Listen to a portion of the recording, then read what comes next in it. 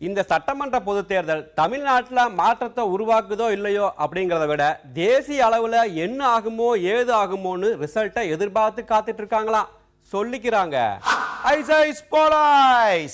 தலைவா, பாஜக மத்தியில ஆட்சி அமைச்சதுக்கு அப்புறம் டெல்லியிலும் பீகார்லயும் பெரிய அளவுக்கு ஜெயிக்க முடியல. அதனால இப்போ தேர்தல் நடக்க போற இந்த 5 மாநிலத்தையும் குறி வச்சிருக்காங்களா, பேசிக்கினாங்க. அஸ்ஸாம் மாநிலத்துல பாஜகவுக்கு ஓரளவு செல்வாக்கு இருக்குது. அது மட்டும் இல்லாம அங்க கூட்டணியும் ஸ்ட்ராங்கா அமைஞ்சிருக்குதாமா. அதனால எப்படியும் ஆட்சியை பிடிக்க வாய்ப்பு இருக்குது அப்படின்னு முழுமையா நம்புறாங்களாமா. பேச்சா கிடக்குது. மேற்கு வங்கத்துல கம்யூனிஸ்டும் காங்கிரஸும் தான் வலுவா இருக்காங்க. மாநில கட்சியான மம்தாவை வீழ்த்த அவங்க 2 பேரும் கூட்டி சேர்ந்துட்டாங்க. அதனால என்ன செய்யறதுன்னு தெரியாம பாஜக முழிக்கிறாங்களாம் சொல்லிக்கிட்டாங்க. ஐயா, கேரளாவில் கம்யூனிஸ்டும் காங்கிரஸும் தான் மாறி மாறி ஆட்சிக்கு வந்துக்கிட்டே இருக்காங்க.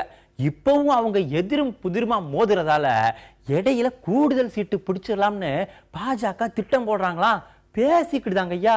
புதுச்சேரியில போன முறை கூட்டணியில இருந்த போதே பாமக தனியா நின்னாங்க. இப்போ காங்கிரஸ் திமுக கூட்டணி சேர்ந்தாச்சு.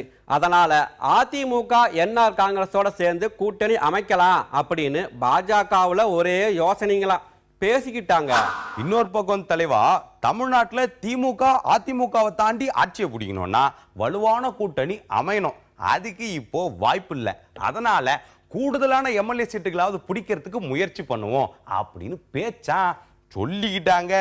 காங்கிரஸோட எதிர்ப்பை சமாளிக்க ராஜ்யசபாவில் கூடுதல் எம்பிக்கள் வேணும். இப்போ கேரளாவில் 2 கம்யூனிஸ்ட் எம்பிக்கள் போயிட்டாங்கன்னா அங்க காங்கிரஸ் வந்துடுவாங்க. அடுத்து என்ன செய்யறது அப்படின்னு பிளான் போடுறாங்களாமா, பேச்சா கிடக்குது. அசாம்ல எம்எல்ஏக்களுடைய எண்ணிக்கை ரொம்பவும் குறைவு. அது மட்டும் இல்லாம மற்ற இடங்கள்ல போதுமான அளவு எம்எல்ஏக்கள் கிடைக்கலன்னா ராஜ்யசபா எம்பிக்களோட பலத்தை கூட்ட முடியாதே, என்ன செய்யறது அப்படின்னு யோசனையா சொல்லிக்கிட்டாங்க. ஐயா, மேற்கு வங்கத்துல மம்தாவையும் தமிழ்நாட்டுல அதிமுகவையும் அனுசரிச்சு போவோம். கூட்டணி பலத்தோட காங்கிரஸை சமாளிப்போம்னு நினைக்கிறாங்களாம். ஏன்னா மசோதா தாக்கல் செய்யவும் ஜனாதிபதி எலெக்ஷனுக்கும் எம்பிக்கள் ஆதரவு வேணுமா, பேசிக்கிட்டுதாங்க ஐயா.